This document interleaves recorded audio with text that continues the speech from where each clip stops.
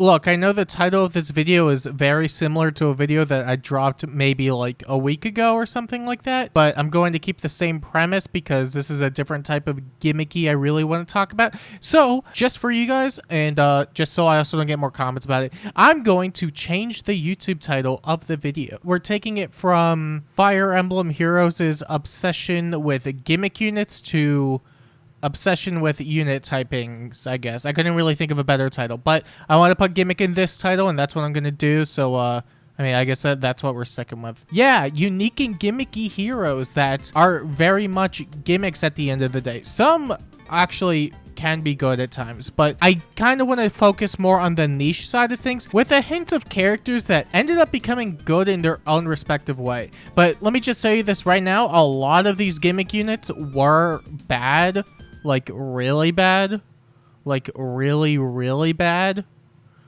Like, you really, really badly want to subscribe. Some did end up pretty good for a while after a refine, but I don't really want to just focus on that aspect. And I don't necessarily want to focus on units that had gimmicks that were really good relative to their time, or even still really good even to this day. Somebody like Fallen Takumi, for example, who had his Bolt Tower bow. Kemp, who had his on-contact flash effect, which was really, really strong when he came out. Arvis and Sias, both of which were amazing debuff bots for their own respective time as well. I don't really want to focus on those types of gimmicks. I really just want to focus on the ones that kind of came out and were really questionable for some reason, or just didn't really get off the ground. And to be fair, a lot of these are going to be associated with Grails, but there are a fair bit of them that are actually summonable. And that leads us to this title, which is not at all related to a video that I had similarly put out last week. This is a history of Fire Emblem Heroes' unique and gimmicky units. And I'm going to start out with the Grail ones because I feel like it. Let's start out with Julius, who I would consider one of the weirdest additions to Fae, at least relative to his time. When he came out, he did have Loptus, but it's not even recognizable to what it once was. Granted, that's what a refine will do, but when it came out, it was very, very weird, and I would argue just really bad on debut, even relative to 2018 standards, because it granted him weaknesses to dragon effective weaponry. But if the foe didn't have a dragon effective weapon, he would debuff the attack on the foe by 6 points during combat, which, you know, 6 points of debuffed attack isn't too bad with a PRF weapon. The problem is that this was right in the middle of dragon meta. For anyone that remembers the classic Lightning Breath, Steady Breath, Quick Riposte 3 set with Aether, yeah, it was that meta. And, you know, having a lot of dragon killers around specifically to deal with them didn't really help Julius's case whatsoever, especially since he didn't have that much bulk to begin with. Even with the -6 debuff he got from his weapon, it was very much a meme weapon at that point.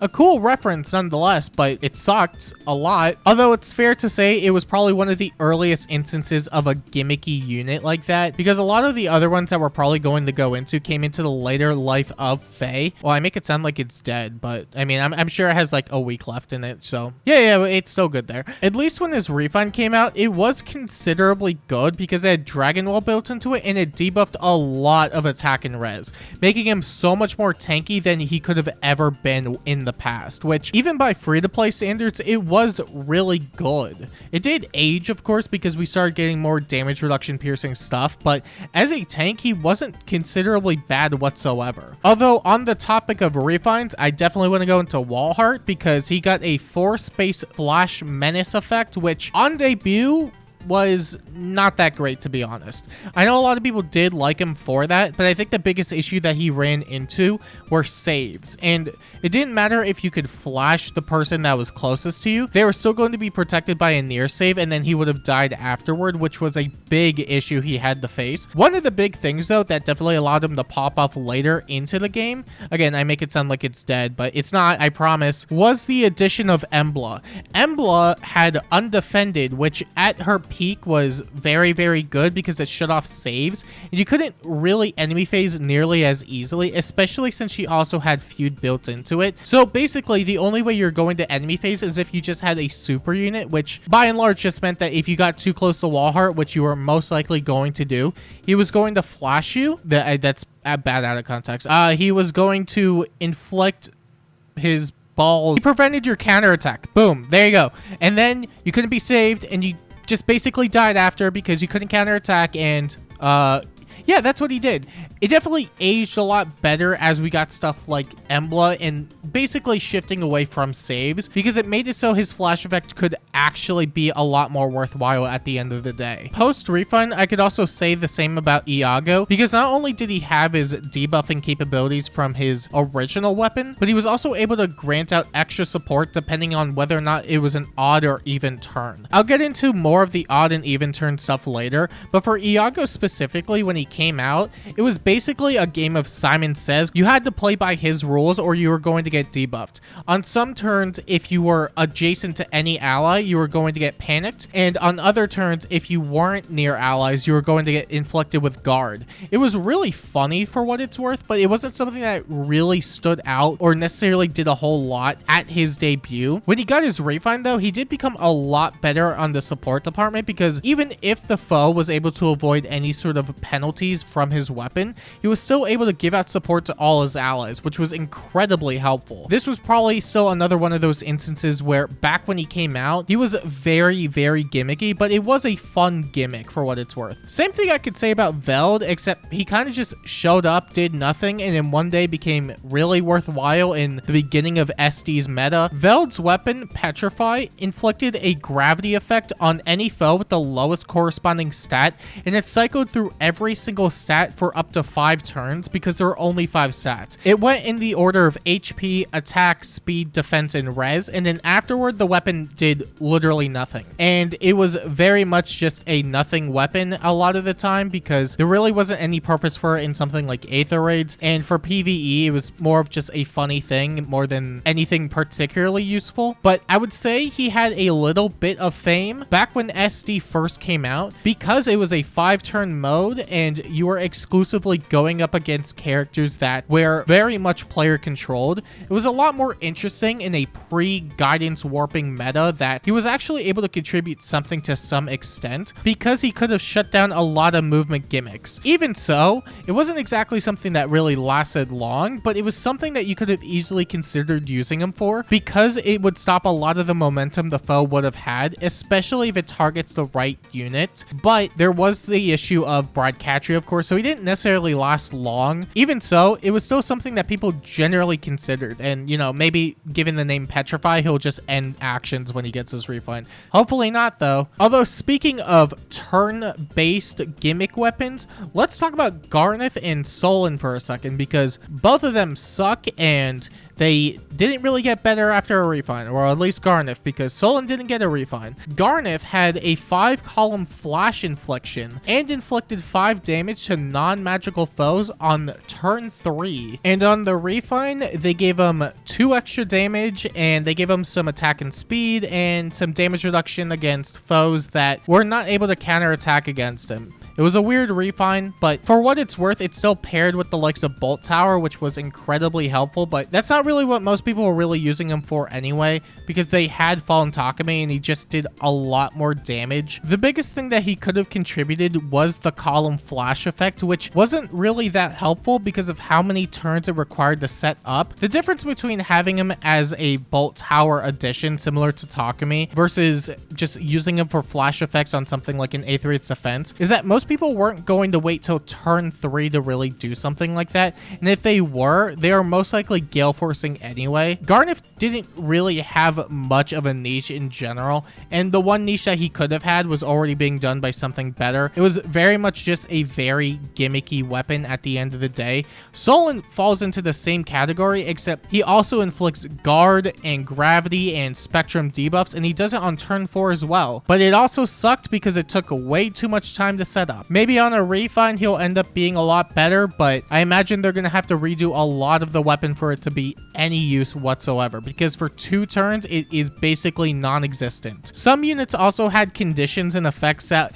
weren't exactly the most ideal, but they at least existed and could be used on a more regular basis. Somebody like Hilda and Young Boyd, for example, or even Fallen Miorum, if I pronounce that correctly, I don't know. All 3 of them did have weapons and conditions that weren't exactly the best, but when it did go off, it was very helpful. Hilda had a dominance menace effect where as long as she was within 4 spaces of an enemy, she would gain dominance and inflict a debuff on the foe, which did require a fair bit of setup, but when it did work very well. I wouldn't have said she was particularly good even when she came out, nor did she really age all too well, but at the same time, it was still something that you could have realistically gotten off in a lot of scenarios. Same thing with Boyd and Mior, more so I would say often than Hilda at least, because they had odd and even wave effects where some effects would end up being really good on certain turns and nothing on the other one. And Boyd, for all intents and purposes, was very much the core of that. A lot of people kind of called it the biorhythm weapon because of the condition itself. On odd turns, Boyd will get 10 attack and speed, he'll get true damage based on his attack, and he'll neutralize penalties to his own attack and speed. And on even turns, he'll just get 5 attack and speed. It is very, very finicky, and relying on turn order to get any sort of decent effect going wasn't exactly the best thing ever. But for what it's worth, the odd effect was very, very strong. Even if what he got out of the second turn wasn't exactly the best, Mior had the opposite problem where he would force himself to transform on even turns and then permanently after turn 4. But for the first turn and the third turn, he wasn't exactly doing much at the end of the day. When he did transform though, he was incredibly helpful, but not having it on succession isn't exactly the most helpful thing. But there was definitely more of a use case here because he also had full tempo built into his weapon, so he could at least gale force with relative ease. Also, because he had fury built into his weapon, he could also be a relatively decent Wings of Mercy beacon, but he's definitely shown his age a lot more. Although if we're still on the Telia side of things, I may as well mention Petrine and Oliver. Petrine, when she came out, did have a PRF, but it was very weird to say the least. It always targeted res as long as she met her condition, and it also debuffed the foe's speed and res during combat. That, on top of having a relatively good stat line relative to her time, wasn't too shabby, but it was very niche on the beast effectiveness side, mostly because there weren't any dominant beasts back in the day. I think the most that you could have pointed out to was a Tabar, Nasala, Race, and Leanne line, but that was just because they could reach so far ahead onto the map, it was ridiculous. But otherwise, there really wasn't much else to it. It was really cool for what it's worth, but it wasn't something that allowed her to really stand out in the long term. She did get a refine recently though, and it's pretty a-okay at least. Nothing that really brought her back into the mainstream, or I mean, considering if she was even in the mainstream to begin with, but I mean, it's a refine. It doesn't compare to Oliver's though, because in my opinion, this is probably one of the funniest refines we've ever gotten. When he came out, he was a generic blue tome who was very bad, and then when he got his refine, he was a blue tome that was very bad but had funny warping gimmicks. Essentially, if there was any beast unit that had sing or dance on the field, he can warp to them regardless of the distance. And to put it entirely into perspective, the only beast units that were able to sing and dance were Rayson, Leanne, and Raphael, so that should tell you everything if you know anything about Oliver. Also, his weapon animation is genuinely amazing. I'm gonna be real, this is probably one of the funniest joke units we've ever gotten, and I'm very happy with the way they treated him. And lastly, as far as Grail units are concerned, we have Reev, who had Stall, which, to be honest, was very, very strong. The only thing that really didn't keep him lasting around was we got Summer Thor very soon after, and he kind of lost a lot of relevance, but for what it's worth, he was able to shut down a lot of movement capabilities, and you could probably still use him even to this day if you really want to. I'm kind of surprised they dropped Stall on him, but I imagine the reason they drop a lot of these gimmicks on these types of units is because they just kind of want to test the waters more so than anything else. But I don't think there was a point where Reev was necessarily bad, just power crept and aged out. It was very much a gimmick though, even though it was a good gimmick, and I mean, you could definitely argue was very much on the level of a lot of other characters that probably shouldn't be on the list, but I mean, I kind of want to mention him, to be honest. Reev was really cool. He's kind of my shout right now. Although, as far as Grails are concerned, that's probably as far as gimmicks are concerned. There were actually a fair bit of gimmicks that you could have seen in the summoning pool. For example, we had Ascended Florina, who to my knowledge was the first instance of Wings of Mercy 4 and Guidance 4, and this was all built into her weapon. The problem is that her combat wasn't very good, and trying to set her up to get below 60% HP wasn't exactly the easiest thing. But as far as supports were concerned, she was very much one of the early stages of that kind of era where flyers were able to do a lot of these types of gimmicks, and it was really cool looking back on it. Even if she didn't necessarily pop off at the end of the day, there was a lot of cool stuff that you could have done with her. But now pretty much every flyer can kind of do that, which, oh well, but she was the first instance of it, so I do want to mention it. Same thing with Gregor and Nyx. Both of them had effects that would eventually become tier 4 B slots before they were pretty much ever conceived. Gregor had a ploy effect that worked in both the player phase and the enemy phase, which would later then be known as ploy 3s, which, you know, the combination of 2 stats, the debuff, and then also extra gimmicks. But this was just a 3-stat debuff on both phases if you were just in his column, which was really cool. And I mean, it didn't necessarily make him a must-pull unit or anything worthwhile at the end of the day besides a new god sword, but it was really cool for what it's worth. Nyx, on the other hand, had Brash Assault before. It was really cool to have it in your B slot, and it's still kind of memed about even to this day when it comes to stuff like Emblem Ike, because theoretically, hypothetically, potentially, maybe, if you were to charge up Miracle in her special, and then Emblem Ike just retaliates back, and you have Hardy Bearing and all these other things that would potentially make it possible, you could then inflict a lot of damage on the next hit, which is very much in line with Brash Assault 4. It is a really weird weapon that at her peak was very much just used for memes, and I mean, it was fun for what it's worth, but I don't think there was ever really a consideration to use her in a lot of scenarios. And I mean, if anything, this is probably her biggest highlight now, because I guess she could deal with Ike with the right setup, but it does require a lot of setup. I do also want to give a shout to Legendary Seliph, at least before his remix happened, where he actually became usable. Legendary Seliph on debut was arguably one of the worst units ever, but he did have that B slot, which was incredibly funny because it had enemy phase desperation built into it, which meant that he could basically use any weapon that wasn't an arcane with it, and that he could always hit back in succession 2 times because of the enemy phase guaranteed desperation effect that he got, which was really funny, especially when we got Wyvern Katana, even though he was not hitting hard at all. But you could theoretically just retaliate with 4 attacks at once, assuming the foe didn't have no follow-up, and I mean, nowadays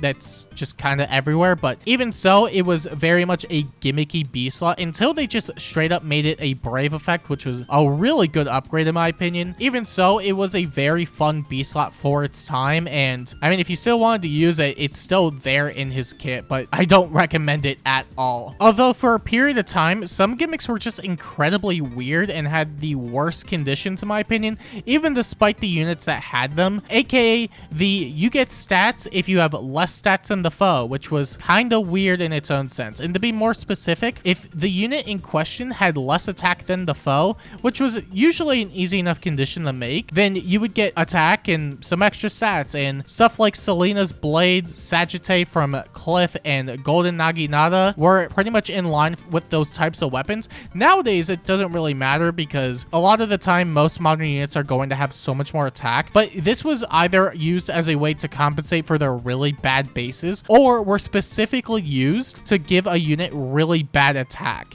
And Cliff in particular was in that instance because he debuted with Fortress Defense Res 3, which was one of the weirdest decisions they ever made, because having a condition of just not having good stats is just really weird on so many levels. It somehow worked out for Cliff because he was a late book 2 unit, which meant he got a pretty decent amount of stuff in his refine. Even so, there was that period of time where weapons and conditions were very much based on this gimmicky idea of having less stats than the foe, which, I mean, to be fair, nowadays you could pretty much make that condition on most units that don't have Spectrum 15 in their weapon, but it was still very weird regardless, because usually you would try to compensate for those low stats by bolstering it as much as you can, but that kind of went against the very idea of it.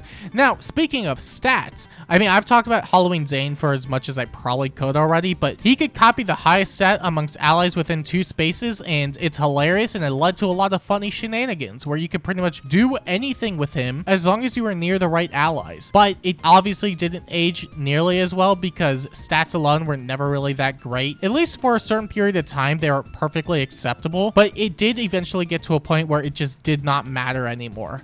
Even so, I would definitely say that gimmick was definitely more on the fun side than it was on like the super overpowered side, but it was a really cool gimmick that is still going to get refined sooner or later. So hopefully they end up keeping that and incorporating some more fun stuff into it. Although I think that's probably one of the last fun gimmicks we have on this list. We still have to get through a bunch of several whatever ones, but some worth mentioning nonetheless, such as the reverse menace effect that Hellbindi got. Basically, if he's within 4 spaces of a foe, he'll buff the entire party within 2 spaces. They'll grant him a bunch of stats. It does work if it is an odd turn, but it is one of those more consistent things if you are near enemies, which is really weird. For a period of time, he was a decent enough buff bot, but we definitely had better options with way better gimmicks such as Fa, even without her refine. It was just a really weird condition nonetheless, but I mean, you know, reverse menace is kind of cool, I guess, but I don't even actually know if it is. It was so weird. August, on the other hand, if you lost an ally, then you could pretty much grant additional support to any character that he is supporting. So basically, send one unit to fucking die, and then your other ally that you care so much more about gets extra goodies, which, I mean, if anything, just means they're expendable. Cool stuff. You also have Gilliam, who had visible IOTs at the start of the turn if he's within 2 spaces of a flyer. It's a weird support effect that never really got touched on after the fact, but outside of that, it was just he was a regular near save armor, which was a really weird thing just to tack on for the sake of it. But I mean, it is something that, as far as support capabilities go, is a bit more gimmicky, even though IOTs isn't exactly the most necessary thing for most flyers anyway. He had it for some reason, so yeah, there you go. You also have Bride Lapis, who now inflicts Gale Force penalties, but it's also a bit more finicky with the setup because it requires that the foe lives, and then you could get an additional action if another person initiates on them, which is so questionable why you would ever want somebody to live like that.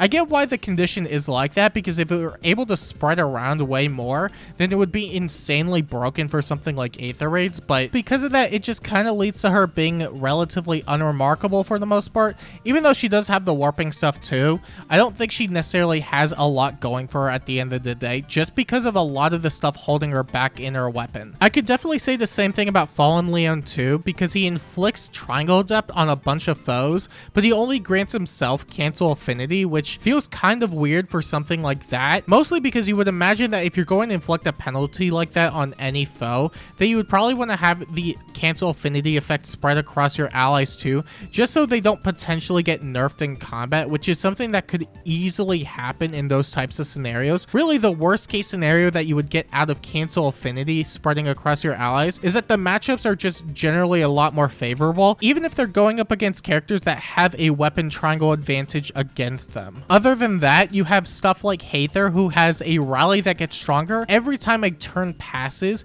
It starts out with stats, but then by turn 2, it grants Cancel 1 to the unit that is rallied. You then get Treachery on the 3rd turn, and then on the 4th turn, you get Dual Strikes. It is a lot of turns to set up, but when it does get set up, it's actually really funny to mess around with. I wouldn't say she's particularly strong because of the amount of turns that you would require to get going for it, but she still does have the Rally Gale Force gimmick, which is incredibly helpful, which, by the way, debuted on Sane first. We did have other assist Gale Force stuff like Crom, but that's neither here nor there, so I'm just going to mention Sane. Still, as far as the amount of effects that you could potentially get out of it, the amount of turns that you would have to wait just isn't really worth it at the end of the day. But I mean, you know, Gold Serpent can be really fun, and it does help you clear out level 1 heroic ordeals, even with the highest flower count that you could possibly get. Believe me, I do it all the time. It is incredibly easy to do. And I mean, as far as other gimmicks are concerned, I guess there's Gatekeeper, but he's extremely meta right now. At least when he came out, though, he wasn't exactly that great, mostly because there wasn't really that many warp effects really to look out for. Nowadays, though, he's become one of the more meta units in the game, not only because of his refine that allows him to act even more supportively, but because warping has become even more dominant than it was before. Even if you were to just throw him on an Aether Raid's defense, he could still be incredibly helpful for shutting off Gale Force strategies. He was very much pushed into the meta, I would say arguably since the debut of Emblem, if not a bit later or earlier. But he was not that great when he came out, so I guess I get a free pass to mention it. I don't know if I do. But I don't really have many other gimmick heroes I could really throw on here, so yeah, let's just end it with Gatekeeper, I guess. And I mean, I don't have a closer either, so here, like, you want to know my gimmick? My gimmick is talking into a microphone and talk about niche mobile game stuff that maybe you'll listen to and hopefully subscribe to. So yeah, that'd be great. Thank you.